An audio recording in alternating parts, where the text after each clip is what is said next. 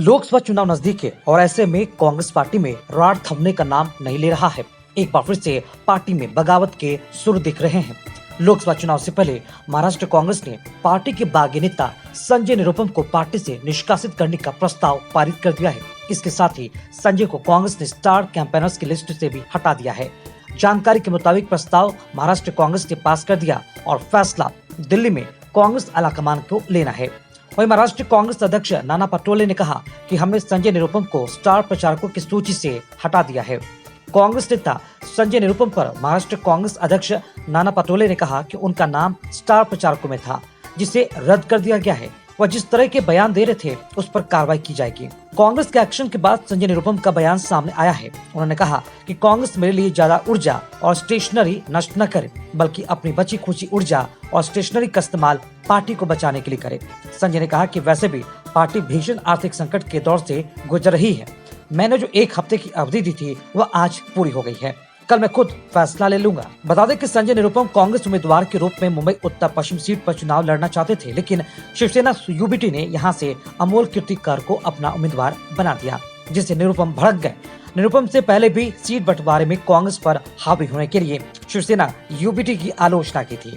नाना पटोले ने कहा कि हमारी एमवे की बैठक भी हुई, हम ऐसी सीटों पर अपनी दावेदारी करेंगे जहां कांग्रेस जीतेगी। उन्होंने कहा कि योग्यता के आधार पर निर्णय लिया जाना चाहिए। साथ ही कहा कि बैठक में सांगली, भिवंडी और मुंबई की सीटों पर फैसला भी होगा। उन्होंने कहा कि मैं कांग्रेसी हूं, मैं उनके जैसे कड़े शब्दों का इस्तेमाल नहीं करता। मैं बोल सकता हूं लेकिन बोलूंगा नहीं। आज की बैठक में इस पर चर्चा भी हुई और समाधान भी निकाला जाएगा। किस पार्टी को किस सीट पर चुनाव लड़ना चाहिए, इसका फैसला सिर्फ योग्यता के आधार पर किया जाना चाहिए। उधर बिहार में भी इंडिया गठबंधन में माथापच्ची खूब चल रहा है और इसी के साथ साथ कांग्रेस पार्टी के नेता पप्पू यादव भी बड़े ही मुश्किल में फंसे हुए नजर आ रहे हैं। उन्होंने अपनी हाल ही में जन अधिकार पार्टी को कांग्रेस में यहाँ पर समाहित कर दिया, यानी कि उसे विलय कर दिया। इसके बावजूद ही उन्हें बेटिकट कर दिया है। अब पप्पू यादव दर दर की ठोकरें खाते हुए फिर रहे हैं। उनका सीधा मुकाबला अब बीमा भारती से होगा, जो कि आरजेडी की प्रत्याशी हैं। हालांकि पप्पू यादव को कांग्रेस ने उम्मीदवार नहीं बनाया है। इसके बावजूद भी पप्पू यादव पूर्णिया लोकसभा क्षेत्र से अपना दावा ठोकते हुए नजर आ रहे हैं। देश में चुनावी बिगुल बच गया है। बिहार की बात करें तो राज्य की 40 सीटों का बंटवारा हो गया, फिर चाहे वो बीजेपी की अगुवाई वाली एनडीए हो या फिर महागठबंधन। लेकिन पूर्णिया लोकसभा सीट चर्चा का विषय बना हुआ है। दरअसल पूर्णिया लोकसभा सीट पर महागठबंधन की तरफ से जेडीयू को झटका देकर आई बीमा भारती मैदान में है। पूर्णिया का सीट आरजेडी ने अपने पास रखा और आनंद फानन में बीमा भारती को वहां से कैंडिडेट बना दिया।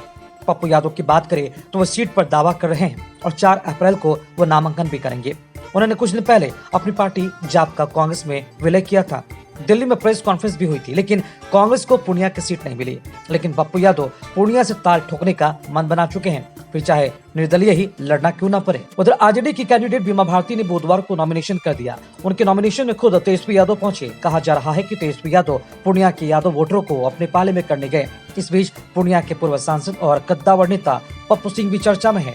पप्पू सिंह ने बड़ा बयान दे दिया है। दरअसल मंगलवार को पप्पू यादव आशीर्वाद लेने पप्पू सिंह के पास पहुंच गए और उनके निकलने के बाद बीमा भारती भी पहुंच गई। दोनों ने कहा पप्पू सिंह गार्जियन हैं और उनसे आशीर्वाद लेने आए हैं, लेकिन पप्पू सिंह का आशीर्वाद किसी को नहीं मिला। पप्पू सिंह ने किसी भी कैंडिडेट का समर्थन या विरोध करने से मना कर दिया है। ऐसे में देखना दिलचस्प होगा कि पूर्णिया का रण कौन जीतेगा, बीमा भारती या पप्पू यादव। ऐसी खबरों में बने रहने के लिए देखते रहिए टीएनबी। साथ ही हमारे वीडियोस को लाइक करें, शेयर करें और हमारे यूट्यूब चैनल टीएनबी को सब्सक्राइब करना ना भूलें। इस वीडियो को अगर आप फेसबुक पे देखें तो हमारे पेज को लाइक करें और फॉलो करना ना भूलें।